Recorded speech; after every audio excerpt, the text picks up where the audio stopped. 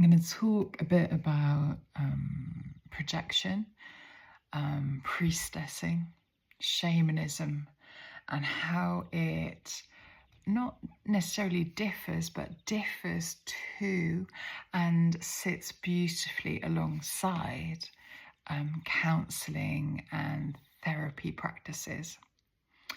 So, projection.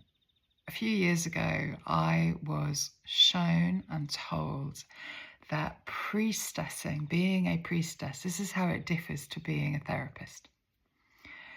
A priestess's role is not to hold you, heal you, make you feel better. A priestess's role is to be your mirror and to actively trigger you. This does not mean that the priestess goes out of her way to upset you. That is absolutely not how it works.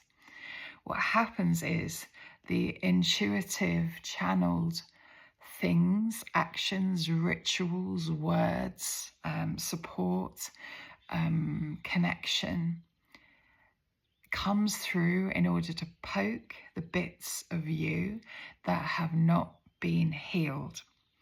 This is also a great moment to point out that shamanism, as it differs to counseling and therapy, shamanism changes things. It does not say to you, these are your patterns, they will be there forever. It says, these are your patterns, let's change them. It offers you opportunity, not just opportunity. Well, it is opportunity because it relies upon you to do it. It offers you opportunity to change your story. It doesn't deny the story.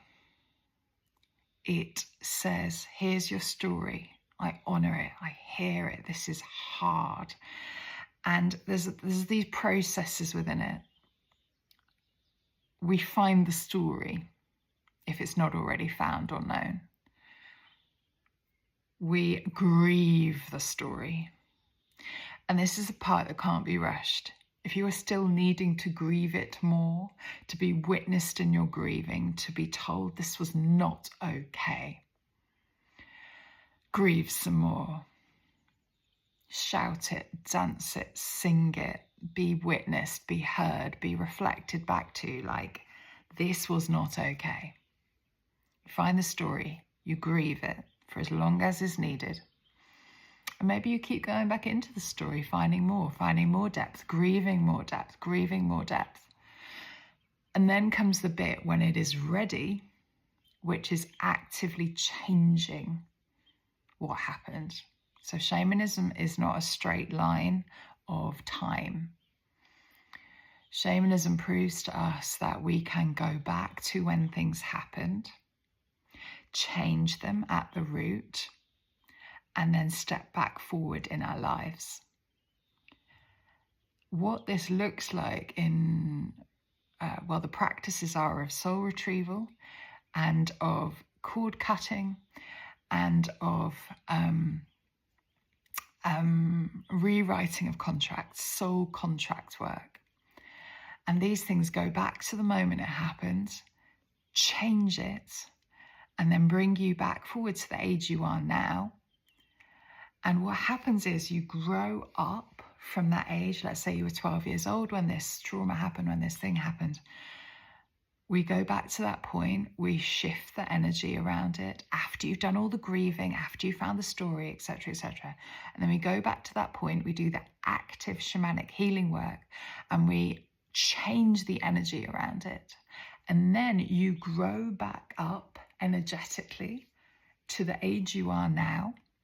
And what that looks like is not that this didn't happen, because your brain will be able to find it. It will have peace around it. It will be like, oh yeah, that thing happened to me, but my body is having no reaction to it. Somatically, your body will be at peace with it. You will be able to go deeper with it and find more bits of the story and grieve it and then repeat the process. So you're going deeper and deeper and deeper. But this is the process.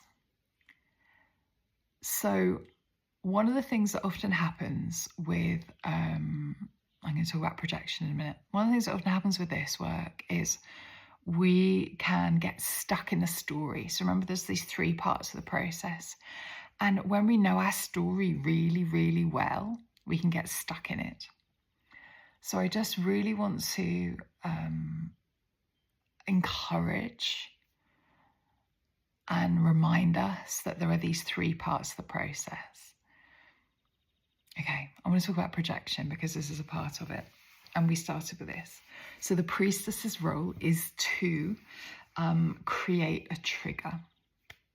Actually, I'm going to do projection in a separate video.